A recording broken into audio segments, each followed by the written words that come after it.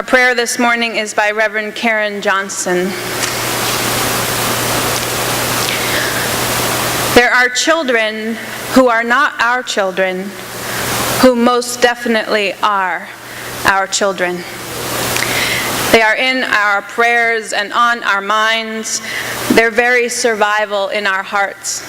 For their cries are on the winds, carried by the currents, swirling within our collective earshot.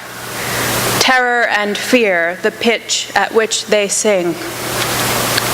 It would be wrong to not give voice to our brokenheartedness in our prayers this morning, to not name what this nation's government is doing, breaking hearts, spirits, and bodies of the most vulnerable, whole families made unwhole, but still, as ever, holy. These are people we claim as kin, their hearts our beat, our pulse, their lifeblood, one human family. With this cruel reality and the reality of a beautiful resistance rising up in the land, let these words be a salve. What to do with beauty, or joy for that matter, in the midst of tragedy, of violence, of cruelty? What do we do with the living? Give each their due. Do not lose ourselves in any of it, but find ourselves anew. Where there is beauty, amplify it. Where beauty is hidden, reveal it. Where beauty is ruined, restore it. Where beauty is absent, create it. This will be our gift to our aching world. Amen.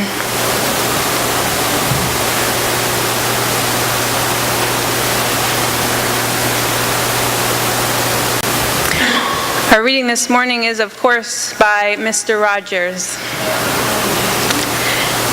It's you I like. It's not the things you wear. It's not the way you do your hair. But it's you I like. The way you are right now. The way down deep inside you. Not the things that hide you. Not your toys. They're just beside you. But it's you I like. Every part of you. Your skin, your eyes, your feelings, whether old or new. I hope that you'll remember, even when you are feeling blue, that it's you I like. It's you, yourself. It's you I like. How are you doing with your shoe tying? It took me a long time to learn how to make that and that into a bow, but I kept practicing and practicing and practicing, and finally I learned quickly. These are the opening words to the first ever episode of Mr. Rogers' Neighborhood, which aired 50 years ago on public television. Fred Rogers came into the room, took off his suit jacket, put on a cardigan sweater made by his mother, took off his street shoes and changed into sneakers, and then he looked at the camera and gave kids everywhere a pep talk about tying their shoes. He knew that kids who struggle with tying their shoes often have a fear that they'll never get it. And he wanted to alleviate that fear by talking honestly with them. And that is what he continued to do through 31 years of programming, taking a subject that a child might fear and being honest about it until it all seemed a little less scary. As one of Mr. Rogers' producers put it, if you take all of the elements that make good television and then do the exact Opposite. You have Mr. Rogers' Neighborhood.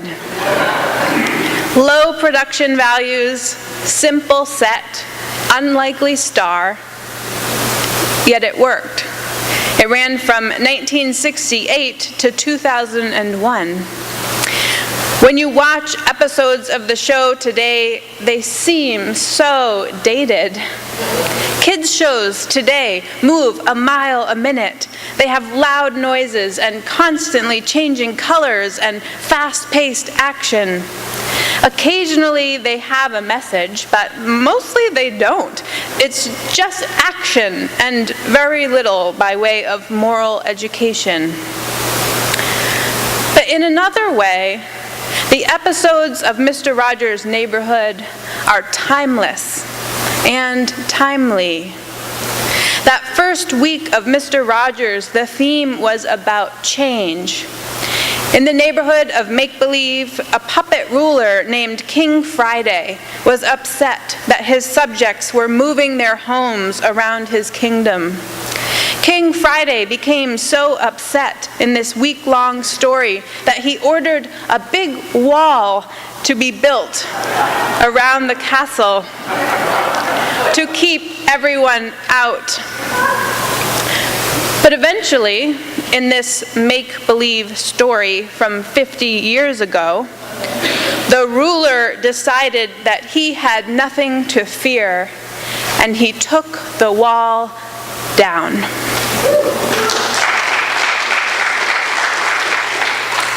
That feels like a show that should be on today, doesn't it?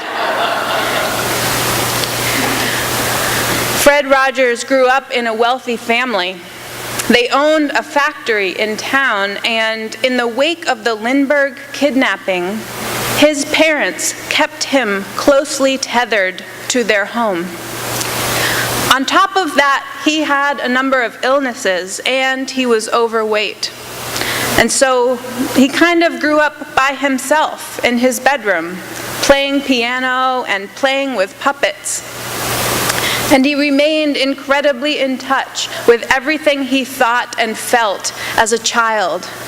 And so he went back to his own childhood again and again to figure out what kids needed to hear.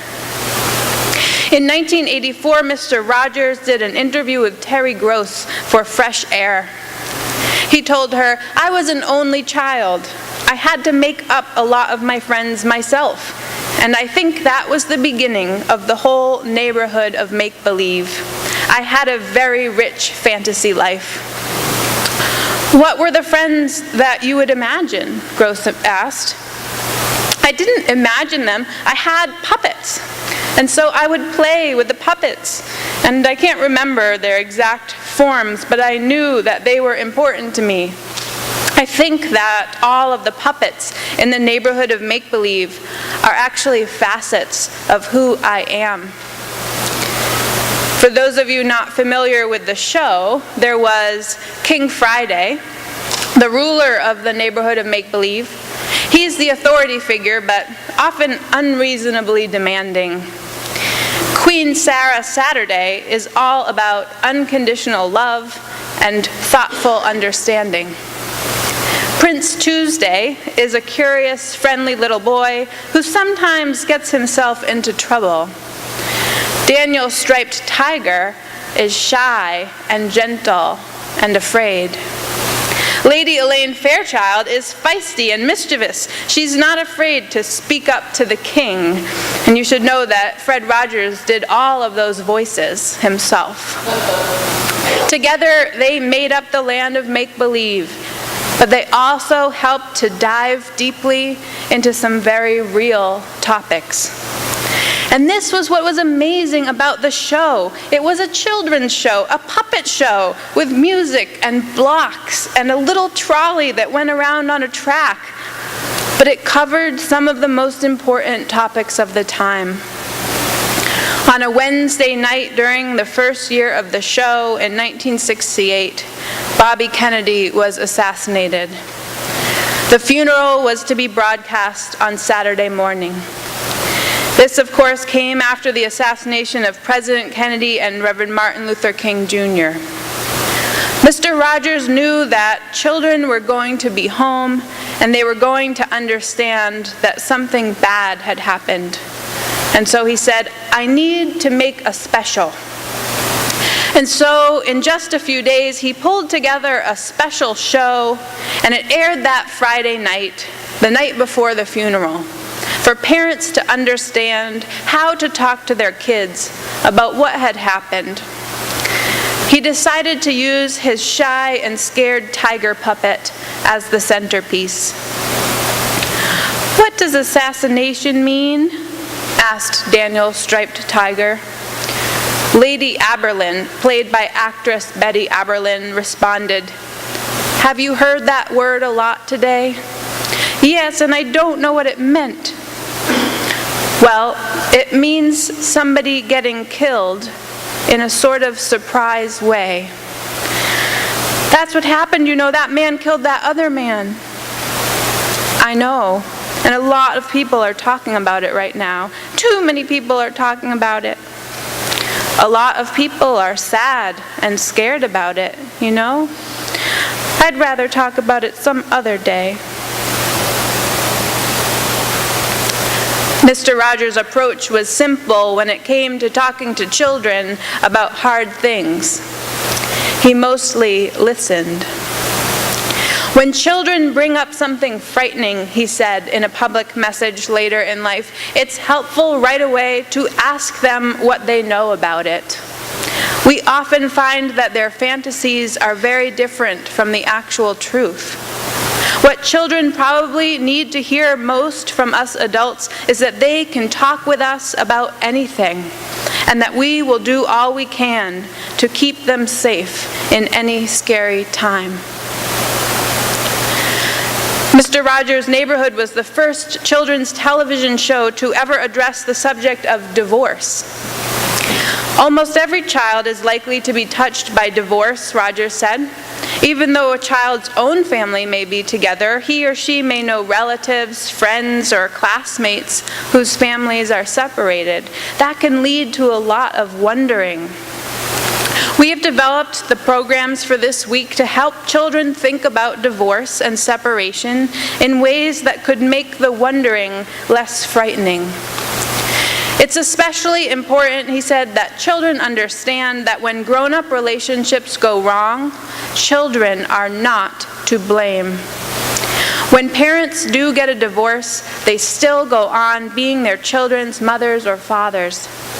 And it's also important for children to realize that people who live together are never happy all the time.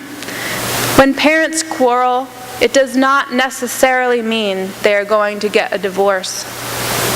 On his show, Mr. Rogers talks honestly with children about the subject. He even says to them, sometimes children might wish they could get their divorced parents back together again. But there are some things in life that can't be repaired. In 1981, an episode aired featuring a little boy in an electric wheelchair named Jeff Erlinger. Jeff talks openly with Mr. Rogers about his disability and his surgeries, and he demonstrates how his chair works before he and Mr. Rogers sing together, "It's You I Like." It's an incredibly touching episode, and it taught all of the children watching that this 5-year-old little boy in a wheelchair was not so different from them. Almost 20 years later, during his 1999 induction ceremony into the Television Hall of Fame, a very dignified Fred Rogers suddenly leapt onto the stage. He skipped the stairs entirely when he saw his longtime friend, Jeff Erlinger, in the lights. This time it was Erlinger who said to Mr. Rogers, "It's you I like." In 1968, when Fred Rogers was just beginning his children's show, Francois Clemens was a struggling opera student singing in a church choir. He remembers the day that an unassuming middle-aged man approached him about appearing on a new television program for kids. Clemens was skeptical. He had never heard of Mr. Rogers' Neighborhood, and the man, Fred Rogers, was almost suspiciously nice. Plus, the role he was offering Clemens was that of a policeman. The young singer was uneasy about taking on the role of Officer Clemens, having personally had negative interactions with the police, and having witnessed the violence civil rights demonstrators had faced at the hands of law enforcement. But a scene from a 1969 episode of the show helped convince him that his role would have a positive impact on society. On the surface, it seemed like a very innocent and simple order of events, like most of the episodes did. Officer Clemens stops by the neighborhood on a sunny day. Mr. Rogers is sitting with his feet in a small kiddie pool in the yard. He invites Officer Clemens to join him, and he does. And then when Officer Clemens says he needs to go, Mr. Rogers takes a towel and dries off Officer Clemens' feet. Now, those of you who watch the show yourselves or with your children will remember that Officer Clemens is black, and this was 1969. The battle for desegregation was raging, and white people were throwing acid in pools rather than share them with black children. For a white man to put his feet in a pool with a black man and then to wipe his feet gently on national television, it was a big deal. But also, not a big deal. It was just the kind of radical kindness that was at the heart of Mr. Rogers' message. Now, something that you wouldn't have known from watching the show is that Francois Clemens was also gay. And while Mr. Rogers was bold in his assertions of racial justice, he wasn't sure quite what to do when he found out that one of his actors on this national children's television show was gay. At first, he advised Clemens to stay in the closet, and he did, for many years. But Francois opened Mr. Rogers' eyes to a lot of things. He grew up in a broken home, he grew up poor, he grew up black, and he grew up gay. And he talked to Fred about all those things. Though Officer Clemens' sexuality was never addressed on the show, Rogers later aired episodes about the AIDS crisis and made a point of inviting openly gay guests onto the program. 25 years after that day in the pool, Clemens and Rogers reprised the scene during Francois' final appearance on the show. And on that show, Officer Clemens, his feet in the pool with Mr. Rogers, sang the song that the choir sang to you earlier. There are many ways to say I love you. There are many ways to say I love you. One of them is for a white man to treat a black man like the equal that he is, and to show that to the children of the world. Another way is to listen to a friend who has had a much different life than you, and to learn from those conversations and change and open your mind. We asked our nieces and nephew who were visiting us this past week if they knew who Mr. Rogers was. They didn't. But children today do know the animated TV show Daniel Tiger. The program, which began in 2012, is based on the neighborhood of make-believe from Mr. Rogers' Neighborhood, and it features many of the same characters and songs in a cartoon form. So some quality programming for children does still exist, and this is in part due to the legacy of Mr. Rogers. I'd like children to know that there are things inside them that are okay to talk about, Mr. Rogers said. And they might feel anxious about them, And I feel that somebody needs to tell them that it's all right to talk about what they're scared of, what makes them angry, what makes them sad, what makes them happy. They should know that there is a full array of emotions in life, and all of them are fine. It's what we do with them that matters. And that's exactly what he told Congress in 1969 when he testified before them in support of funding for public television. "This is what I give," he said. "I give an expression of care every day to each child to help him realize that he is unique. And I end the program by saying, you've made this day a special day just by your being you. There's no person in the whole world like you, and I like you just the way you are." And I feel that if we in public television can only make it clear that feelings are mentionable and manageable, we will have done a great service for mental health. "Could I tell you the words of one of the songs, which I feel is very important?" he asked. "This has to do with that good feeling of control, which I feel that children need to know is there." Then he recited its words. "What do you do with the mad that you feel? When you feel so mad you could bite. When the whole wide world seems oh so wrong and nothing you do seems very right. What do you do? Do you punch a bag? Do you pound some clay or some dough? Do you round up friends for a game of tag or see how fast you can go? It's great to be able to stop when you've planned the thing that's wrong and be able to do something else instead and think this song. I can stop when I want to, can stop when I wish, can stop, stop, stop anytime, and what a good feeling to feel like this. And I know that the feeling is really mine. Know that there's something deep inside that helps us become what we can. For a girl can be someday a lady, and a boy can be someday a man." John Pastor, the gruff senator from Rhode Island who led the hearing and who had never seen Mr. Rogers' show, was visibly touched by the speech. "I'm supposed to be a pretty tough guy, and this is the first time that I've had goosebumps for the last 2 days," he said. "It looks like you just earned the $20 million.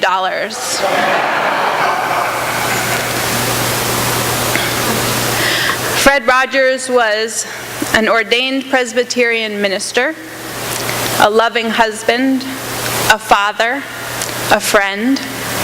He didn't smoke or drink alcohol. He swam every morning. He was a vegetarian. He responded to every letter that he ever got, and there were thousands. When asked in an interview why his slow, deliberate manner of relating to children and seeming to look at them and talk to them directly through the lens of the television connected so strongly with young viewers, he answered, "Every one of us longs to be in touch with honesty. I think we're really attracted to people who will share some of their real self with us." From that very first day of Mr. Rogers' neighborhood, on February 19th, 1968, when he went on national public TV and removed his jacket and dress shoes, slipped on a sweater and sneakers, and talked gently into the camera, he was sharing his real self with us. When his last episode aired in 2001, he looked at the camera and said this, "I'm just so proud of all of you who have grown up with us. I know how tough it is some days to look with hope and confidence on the months and years ahead. But I would like to tell you what I often told you when you were much younger. I like you just the way you are. And what's more, I am so grateful to you for helping the children in your life to know that you'll do everything you can to keep them safe and to help them express their feelings in ways that will bring healing in many different neighborhoods. It's such a good feeling to know we're lifelong friends. So, more than the repeats of his television show, or Daniel Tiger, or funding for PBS, let this challenge to us and his trust in us be Mr. Rogers' legacy. Today it weighs heavy on my shoulders. May we be worthy bearers of it in the coming days. Amen, and blessed be.